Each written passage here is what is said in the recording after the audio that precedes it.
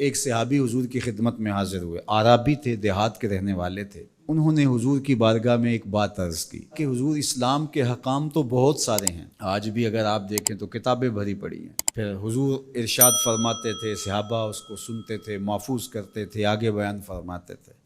ان کا بہت سارے احکام ہیں اسلام کے، میں ایک دیہاتی شخص ہوں، مجھے کوئی ایک بات ارشاد کر دیجئے جو میرے لیے کافی ہو۔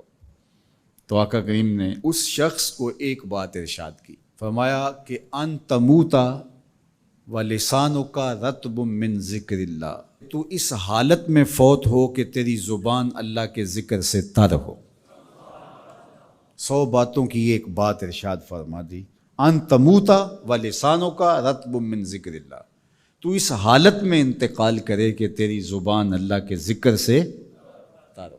میں اور آپ اپنی زندگی اس طرح سے گزاریں کہ موت اچانک آئے یا تبھی موت آئے، جس حالت میں بھی ہمیں موت آئے تو ہماری زبان عادی ہو اللہ کے ذکر کی، ادھر سے سانس ٹوٹ رہی ہو اور ادھر لبوں پر اللہ کا نام جاری ہو۔ جس شخص کا آخری کلمہ لا الہ الا اللہ ہوا، اللہ اس کو جنت میں داخل فرماتا ہے۔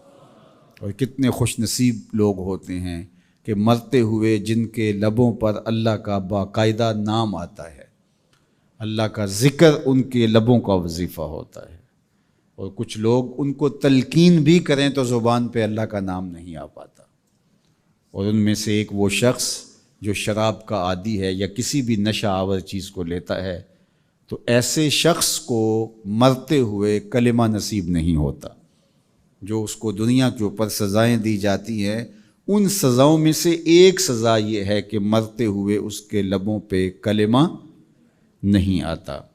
اور علماء نے یہ بھی لکھا ہے کہ جو بے نماز ہے، نماز نہیں پڑھتا، مرتے ہوئے اس کے لبوں پہ بھی کلمہ جاری نہیں ہوتا۔ اللہ اکبر۔ تو ایک جامع بات ارشاد کر دی کہ ان تموتا وَلِسَانُكَ رَطْبٌ مِّن ذِكْرِ اللَّهِ، تو اس حالت میں فوت ہو کہ تیری زبان اللہ کے ذکر سے تر ہو۔ قرآن مجید میں ہمیں اللہ تعالیٰ نے یہ بھی حکم دیا ہے کہ مجھے یاد کرو، اور یہ بھی حکم دیا ہے کہ مجھے فراموش نہ کرو۔ وَلَا تَكُونُوا كَالَّذِينَ نَسُوا اللَّهَ فَأَنسَاهُمْ أَنفُسَهُمْ أُولَٰئِكَ هُمُ الْفَاسِقُونَ، ان لوگوں کی طرح نہ ہو جانا جنہوں نے اللہ کو فراموش کر دیا، اللہ کو بھول گئے۔ جب کوئی خدا کو بھول گیا تو خدا پھر اس کو فراموش کر دیتا ہے، اور اس کی سزا کیا ہے کہ وہ خود فراموشی کا شکار ہو جاتا ہے، وہ اپنے آپ سے بھی آگاہ نہیں رہتا۔ تو ہمیں جو حکم دیا گیا وہ ہے اللہ کو یاد کرنے کا۔ تو یاد کرنے کا ایک مفہوم یہ ہے کہ اللہ جل شانہ کی اطاعت کی جائے، اس کی فرما برداری کی جائے، اس کے احکام پر عمل پیرا ہوا جائے، نہ یہ ہے کہ اس کے احکام کو فراموش کر دیا جائے۔ یقول اللہ تبارک و تعالی، اللہ جل شانہ خود ارشاد فرماتا ہے، یہ حدیث قدسی ہے، فیما یروی عن ربہ، جو حضور اپنے رب سے روایت کرتے ہیں۔ اللہ جل شانہ کیا ارشاد فرماتا ہے، سنیے، انا عند ظن عبدی بی، میرا بندہ میرے بارے جو گمان کرتا ہے میں ایسے ہی معاملہ کرتا ہوں، یعنی بندے کو میرے سے جو گمان ہے تو میں اس کے مطابق معاملت فرماتا ہوں۔ وَأَنَا مَعَهُ إِذَا ذَكَرَنِي، اور جب وہ مجھے یاد کرتا ہے میں اس کے ساتھ ہی ہوتا ہوں۔ جب میرا بندہ مجھے یاد کرتا ہے تو میں اس کے ساتھ ہوتا ہوں۔ فَإِذَا ذَكَرَنِي فِي نَفْسِهِ ذَكَرْتُهُ فِي نَفْسِي، جب وہ مجھے اپنے دل میں یاد کرتا ہے تو میں بھی اسے اکیلے یاد کرتا ہوں۔ کتنی بڑی بات ہے کہ کسی کو رب یاد کرے، اللہ اکبر۔ کہا جب وہ اکیلے مجھے یاد کرتا ہے تو میں بھی اس کو اکیلے یاد کرتا ہوں۔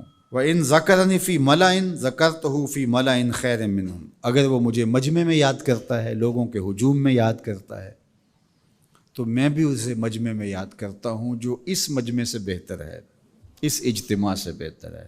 یہاں نیک بد گناہ گار سارے طرح کے لوگ ہیں، لیکن میں فرشتوں کے اجتماع میں یاد کرتا ہوں۔ اللہ اکبر۔